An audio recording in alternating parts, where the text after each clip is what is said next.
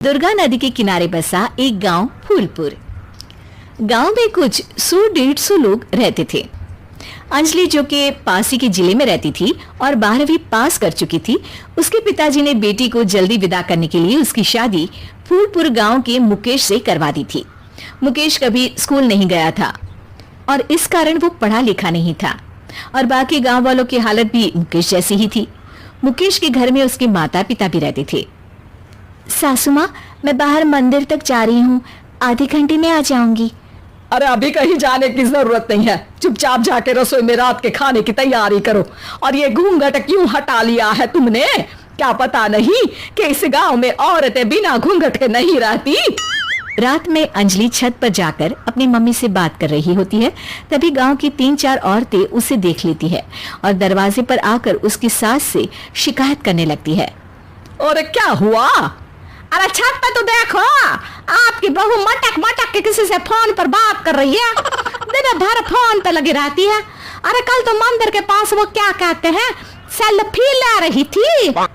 शहर की बहू रखना अच्छा शान की बात है, पर देखना इसके लक्षण से ये तो तुम्हारे परिवार को बदनाम ना कर दे।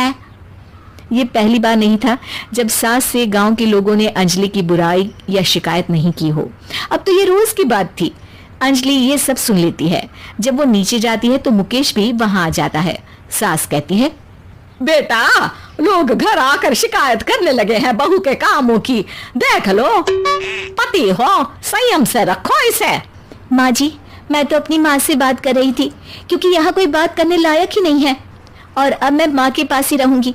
वहाँ क्या रहना, वहाँ बाहर के लोग तो ठीक है पर घर के लोग भी इज्जत ना दे सके। अरे नहीं नहीं अंजलि, ऐसा नहीं है, धीरे धीरे सब ठीक हो जाएगा, तुम फिक्र ना करो। अरे बस कुछ बोलना ही नहीं है, सर पे चढ़ा रखा है बहू को। सास मुकेश की नरम बात सुन के वहां से मुंह चढ़ाकर चली जाती है।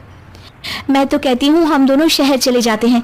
मैं पढ़ी लिखी हूँ, मुझे वहाँ नौकरी भी मिल जाएगी और थोड़े दिनों में आप भी वहाँ कुछ काम ढूंढ लेना।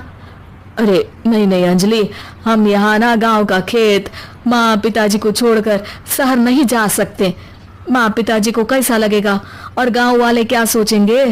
ये कहकर मुकेश सोने चला जाता है और अंजलि की गांव वालों द्वारा बुराई का सिलसिला बहुत दिनों तक चलता ही रहता है। लेकिन अंजलि गुस्सा ना दिखाते हुए समझदारी से काम लेती है।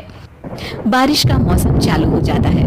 जोरदार बारिश से पूरे गांव में हाहाकार मच जाता है। दुर्गा नदी में बाढ़ आ जाती है और बाढ़ का पानी पूरे गांव की फसल तबाह कर देता है। फसल की ये हालत देखकर गांव वाले निराश हो जाते हैं और बात तो यहाँ तक पहुँच जाती है कि कुछ लोग तो अंजलि को इस सब का दोषी ठहरा देते हैं। अरे पूरी फसल तबाह हो गई, पता नहीं किसकी नजर लग गई है। अरे जब से चौधरी परिवार में ये शहर की बहू आई है ना, तब से ही गांव की शांति चली गई है। इसके कर्म कांड से माँ दुर्गा नदी भी खुश नहीं है। ये सब सुनकर बेचारी अंजलि रोते हुए अपने घर चली जाती है।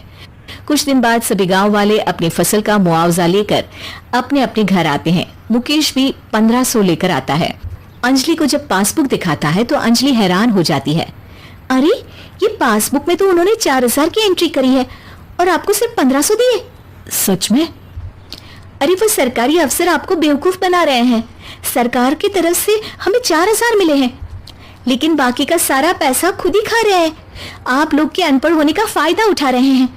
ये सब सुनकर मुकेश परेशान हो जाता है लेकिन अंजलि उसे हिम्मत से काम लेने को कहती है और सुबह होते ही मुकेश को पंचायत कार्यालय ले जाती है और साथ में गांव के और लोगों को भी। आप सरकारी बाबू क्या गांव के लोगों को बेवकूफ समझते हैं? आपको क्या लगता है ये पढ़े लिखे नहीं है तो आप कुछ भी मनमानी करेंगे? ये बेचारे दिन रात इतनी मेहनत करते हैं, ये हमारे अन्नदाता है और आप इनके साथ ऐसा धोखा करते हैं। अरे क्या बके जा रही है ये लड़की, किस धोखे की बात कर रही है? अपने कांड करके नदी माँ को नाराज करके हमारा नुकसान करके इसे चैन नहीं मिला क्या? सरपंच जी, इन सरकारी बाबू ने मुझे बेवकूफ बनाया है और मेरे हिस्से के पैसे खुद चट कर गए। बस ये सुनते ही सरपंच वहां से दुम दबाकर भाग जाता है पता चलता है कि जनपद अधिकारियों ने गांव के सरपंच के साथ मिलकर सबके साथ धोखा किया है।